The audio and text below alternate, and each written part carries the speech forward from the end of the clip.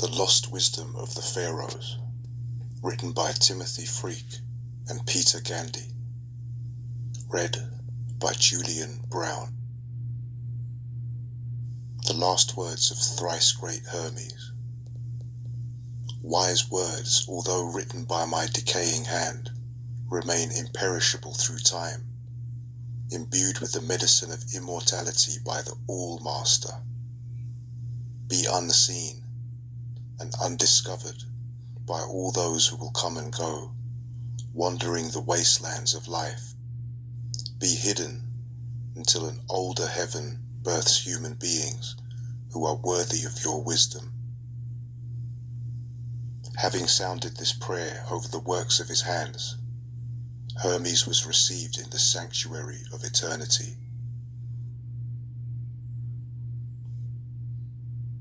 Chapter 1. The Prophecies of Hermes. In this chapter, Hermes describes the nature of pure philosophy, but laments that in future generations it will become all but lost. The philosophy that Hermes teaches is not just a clever intellectual exercise. It is about focusing the mind in deep meditation on Atum, an ancient Egyptian name for God.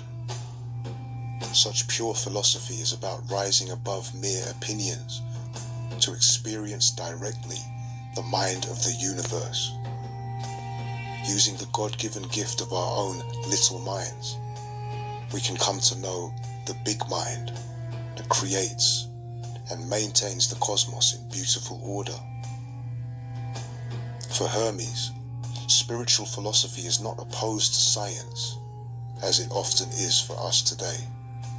The student of spiritual philosophy studies science as a form of devotion to God.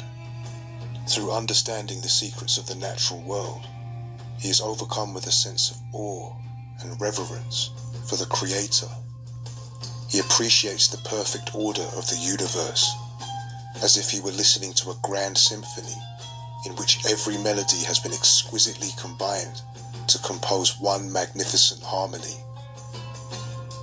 Hermes prophesies, however, that this spiritual philosophy will one day become lost and confused. Speaking from our distant past, he uncannily describes the predicament we find ourselves in today. Pure philosophy has been replaced by the teachings of clever intellectuals with no mystical understanding of life. People have ceased to see the universe as a source of wonder and no longer revere it as the work of God. Spirituality has come to be dismissed by science as primitive superstition. The profound wisdom of the ancient Egyptians is thought of as a dead religion and as little more than an archaeological curiosity. Hermes foretells that Egypt, once the home of spirituality, will become a desolate place, deserted by the gods. Out of compassion for future generations, Hermes writes his wisdom in books and orders them to be hidden. Like a time capsule of truth, Hermes' vision waits for its chance to awaken future generations who are lost and bewildered by life. People such as ourselves. The Prophecies of Hermes. Pure philosophy is spiritual striving through constant contemplation to attain true knowledge of Atum, the one God. But speaking now in prophecy, I say that in times to come, no one will pursue philosophy with single-mindedness and purity of heart. Those with a grudging and ungenerous temperament will try and prevent men discovering the priceless gift of immortality. Philosophy will become confused, making it hard to comprehend. It will be corrupted by spurious speculation. It will be entangled with bewildering sciences like arithmetic, music, and geometry. The student of pure philosophy studies the sciences, not as fanciful theories, but as devotion to Atum, because they reveal a universe perfectly ordered by the power of number, because measuring the depths of the sea and forces of fire and magnitudes of physical things leads to a reverent awe at the Creator's skill and wisdom, because the mysteries of music bear witness to the unsurpassed talent of the supreme artist, who has beautifully harmonized all things into a single whole, suffused with sweet melodies. To simply love Atum in thought with singleness of heart and to follow the goodness of his will, this is philosophy, unsullied by intrusive cravings for pointless opinions. But I foresee that, in times to come, clever intellectuals will mislead the minds of men, turning them away from pure philosophy. It will be taught that our sacred devotion was ineffectual, and the heartfelt piety and assiduous service with which we Egyptians honor Atum was a waste without reward. Egypt is an image of the heavens, and the whole cosmos dwells there. In this its sanctuary. But the gods will desert the earth and return to heaven, abandoning this land that was once the home of spirituality. Egypt will be forsaken and desolate, bereft of the presence of the gods. It will be overrun by foreigners who will neglect our sacred ways. This holy land of temples and shrines will be filled with corpses and funerals. The sacred Nile will be swollen with blood, and her waters will rise, utterly fouled with gore. Does this make you weep? There is worse to follow. This land, that was a spiritual teacher to all humankind, which loved the gods with such devotion that they deigned to sojourn here on earth, this land will exceed all others in cruelty.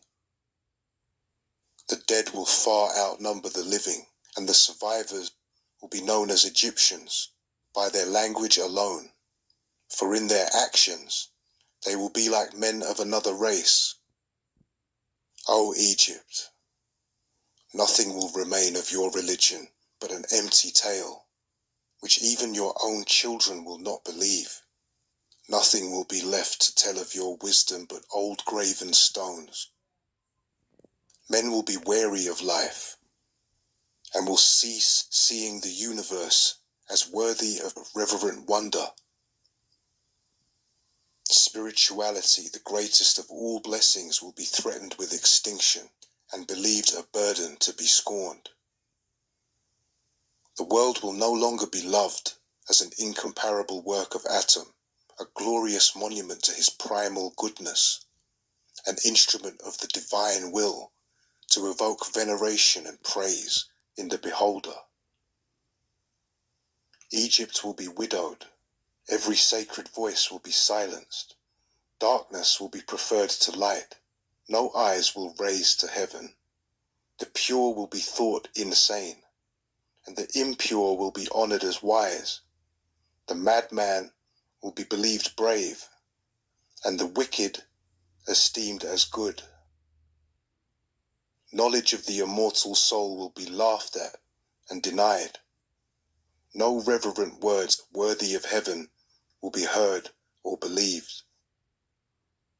So I, thrice great Hermes, the first of men to attain all knowledge, have inscribed the secrets of the gods in sacred symbols and holy hieroglyphs on these stone tablets, which I have concealed for a future world that may seek our sacred wisdom. Through all-seeing mind, I myself have been the witness of the invisible things of heaven, and through contemplation come to knowledge of the truth. This knowing I have set down in these writings. 2. The initiation of Hermes.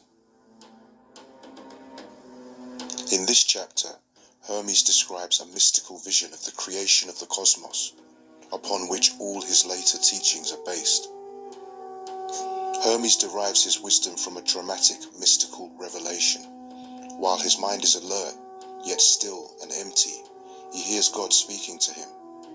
Hermes asks to be shown the true nature of reality, and suddenly, everything begins to change before him. In a mysterious vision, he witnesses the creation of the world. This vision is not meant to be understood intellectually, but contemplated like images from a dream. However, we can explore a little of its deep meaning. Hermes' first experience is of an all-embracing divine light, which as he watches casts a shadow like dark, restless water.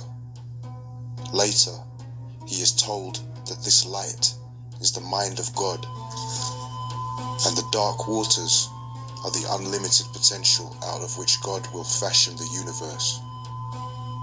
This is a mystical vision of the first act of creation, remarkably similar to the modern scientific theory of the Big Bang. An explosion of light and energy slowly cools to become the black womb of space, into which suns and planets, and finally ourselves, are born. This birth, like any birth, is accompanied by pain, and Hermes hears an inarticulate cry of suffering from the turbulent depths. The light then speaks a word which calms the chaotic waters.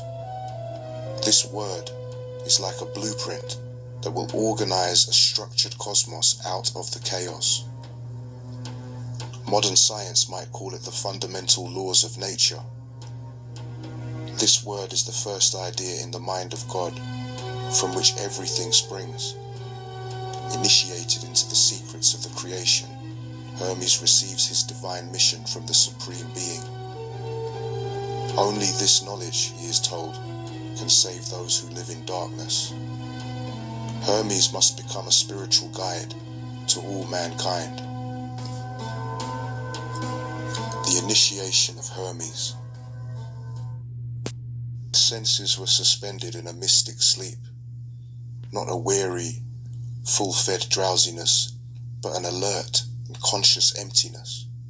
Released from my body, I flew with my thoughts, and while I soared, it seemed to me a vast and boundless being called my name. Hermes, what are you looking for? Who are you? I asked. I am the way guide, the supreme mind, the thoughts of Atum, the one God. I am with you, always and everywhere. I know your desires. Make your questions conscious, and they will be answered. Show me the nature of reality. Bless me with knowledge of Atum, I begged. Suddenly everything changed before me. Reality was opened out in a moment. I saw the boundless view. All became dissolved in light, united within one joyous love.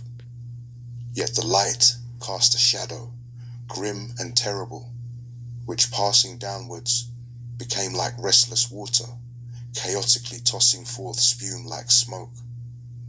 And I heard an unspeakable lament, an inarticulate cry of separation. The light then uttered a word, which calmed the chaotic waters. My guide asked, "Do you understand the secrets of this vision?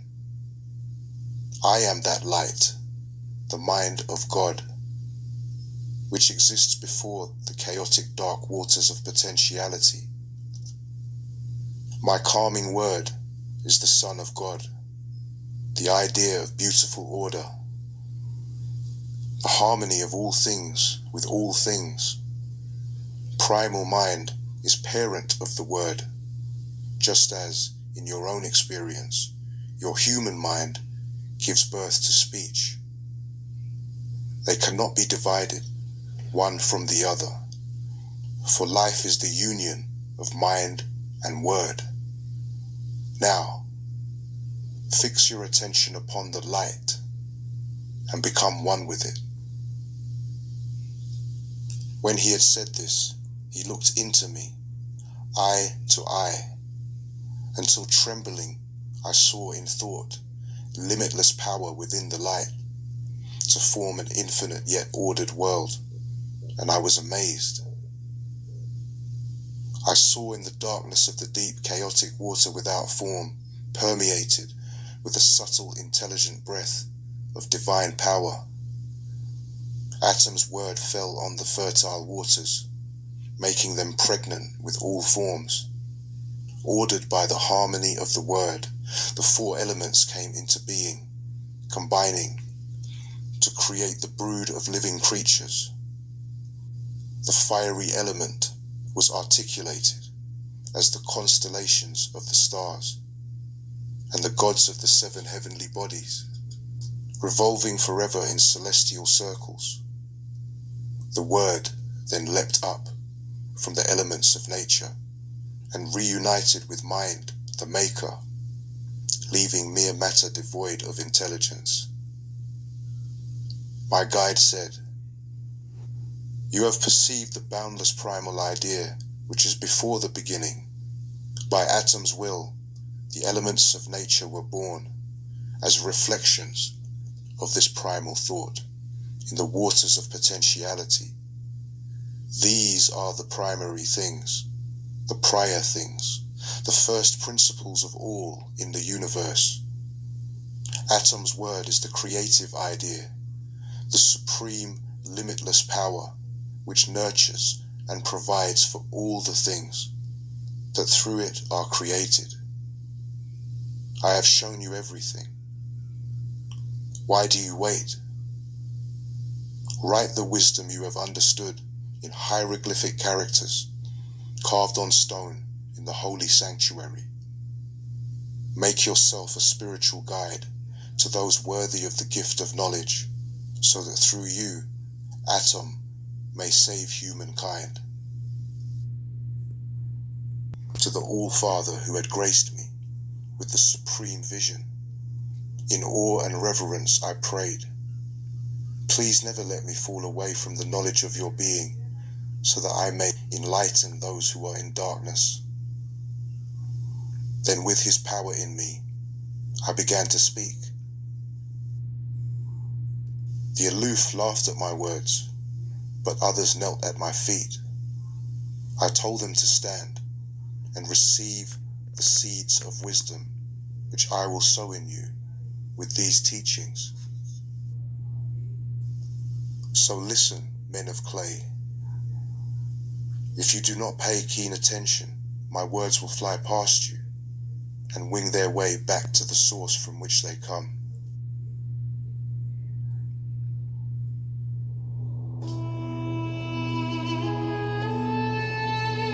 Chapter 3. The Being of Atum. In this chapter, Hermes attempts to describe God, Atum.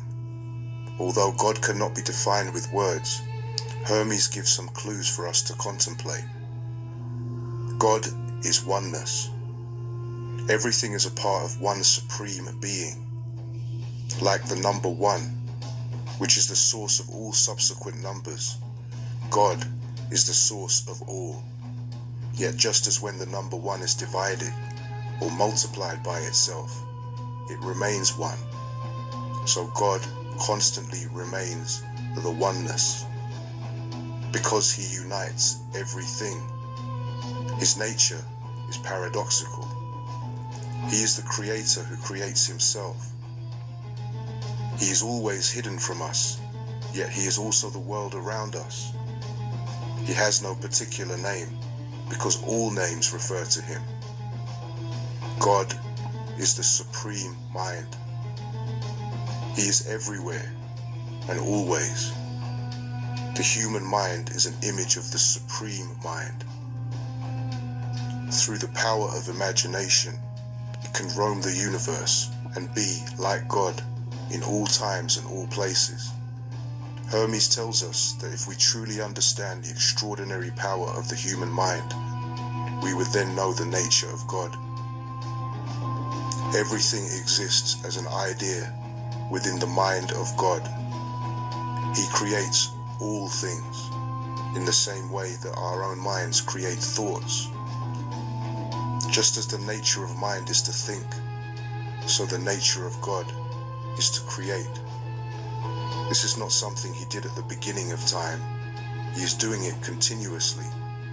God is constantly creating creation and will never stop.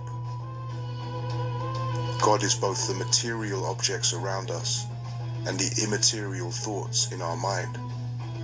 The world we see and sense is an illusion, however, compared to the great ideas which only exist in the mind.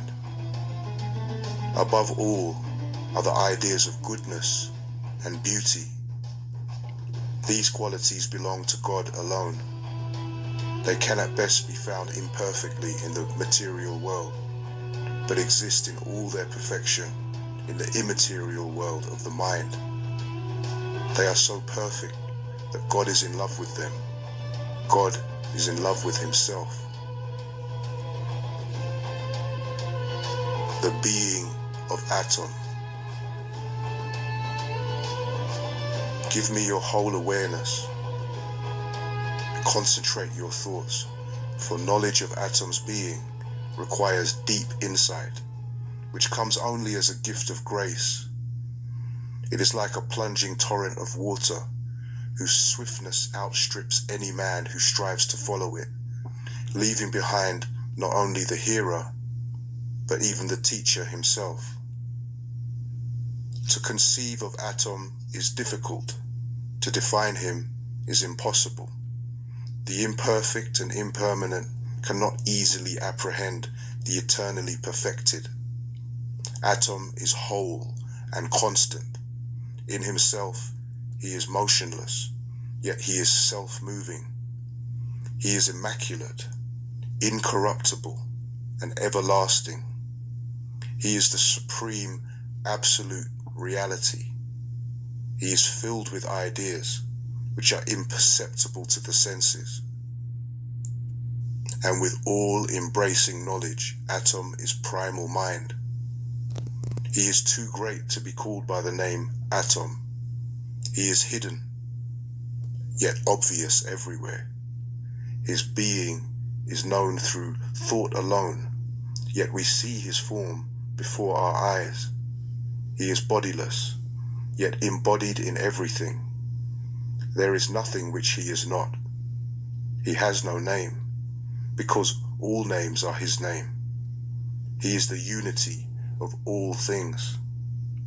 So we must know him by all names and call everything Atum.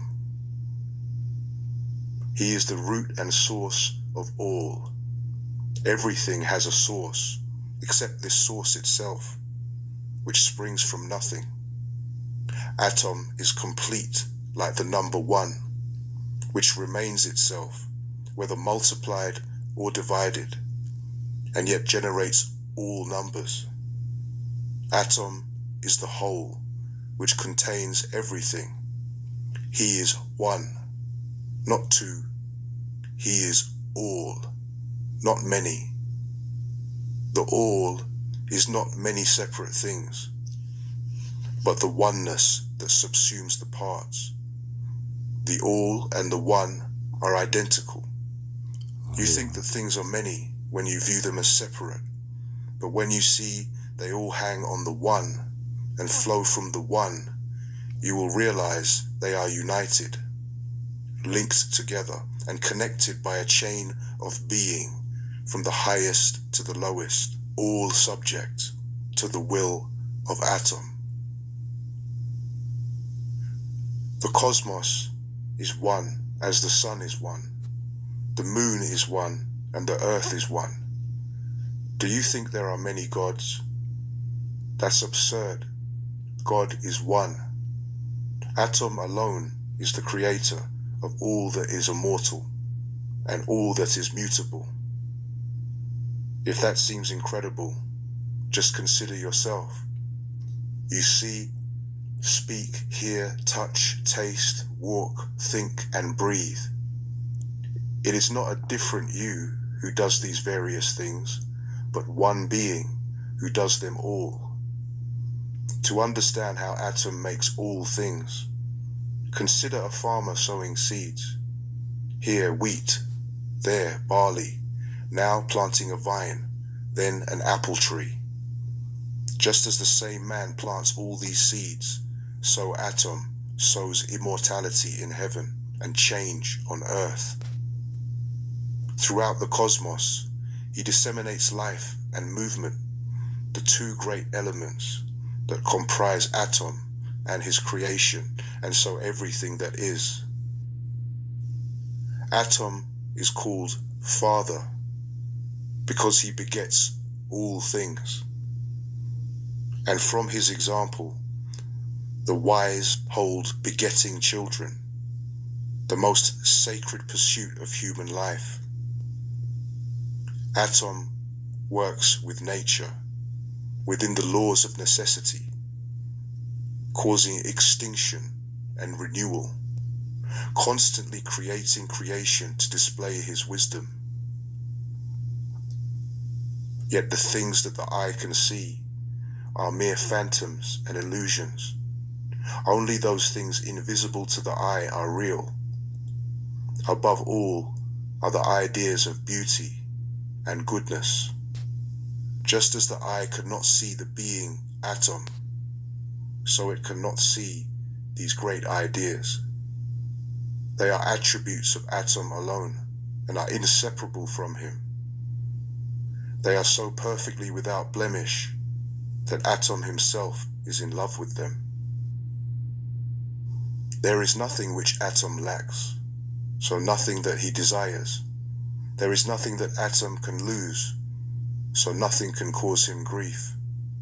Atum is everything. Atum makes everything, and everything is a part of Atum.